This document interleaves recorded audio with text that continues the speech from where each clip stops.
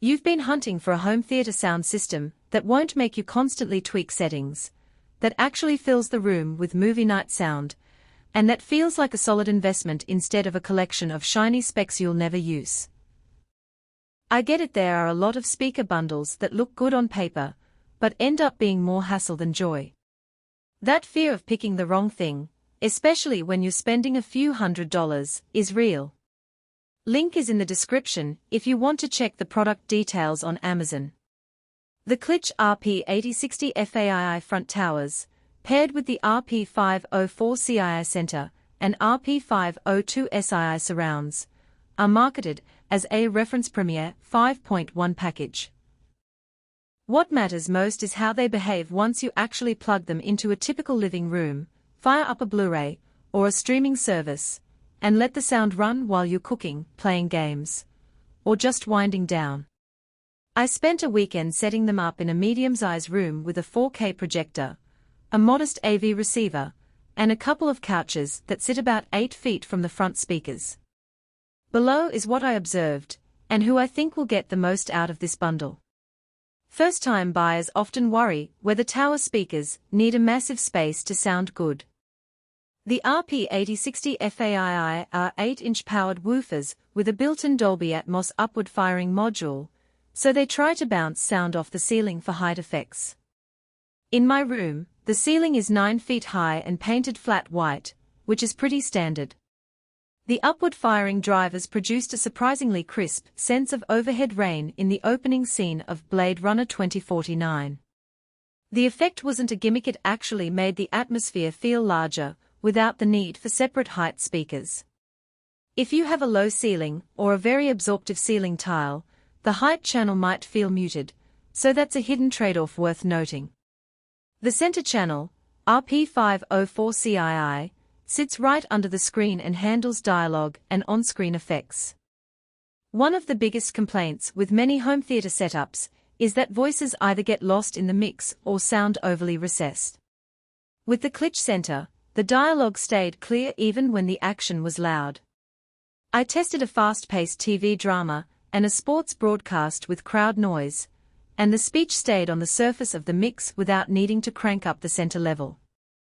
That consistency is a practical strength for anyone who watches a lot of TV or plays games where voice cues are critical.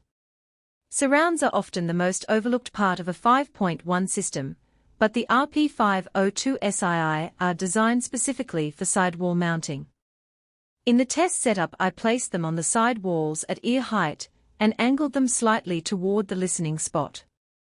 During a first-person shooter, I could pinpoint enemy footsteps from behind and hear the subtle rustle of leaves in an outdoor scene.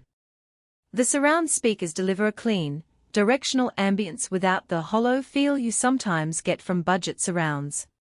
If you plan to mount them higher on the wall or use them on stands, you might notice a slight dip in imaging, but the overall effect remains immersive.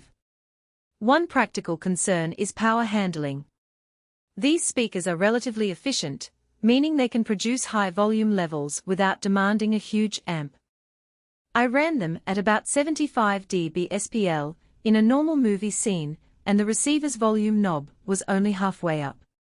That efficiency translates into lower heat output and less strain on your receiver, which is a win if you don't want to upgrade the whole system later. However, the efficiency also means that if you push the volume past 100 dB, the front towers can become a bit bright in the upper treble, especially on content with a lot of sibilance. For most home theater use that's fine, but audiophiles who listen to high-resolution music at extreme levels may want to add a subtle high-frequency attenuation filter. Let's talk about the hidden costs. The bundle itself is a premium price point, and while you're getting 4 speakers that match in aesthetics, you still need a capable AV receiver that can drive the 8-inch woofers and handle Dolby Atmos decoding. If you already own a receiver that supports Atmos and has enough power, the bundle's value holds up. If you need to buy a new receiver, the total cost can creep into the upper range of a full 5.1 system, which might make you reconsider buying separate components that better match your existing gear. Also, the towers are fairly tall and have a pronounced horn-loaded tweeter design, So you'll want to make sure the front of the room can accommodate the width without crowding furniture. Who should buy this? If you're a movie enthusiast who wants an immersive experience without the hassle of separate height speakers, and you have a reasonably high ceiling, this bundle is a solid match. Gamers who rely on precise directional cues will appreciate the clear surrounds and the tight bass response of the front towers. Families that watch a lot of TV will benefit from the center channel's dialogue clarity. The aesthetic of the ebony finish also fits a modern or classic decor, which is a bonus for those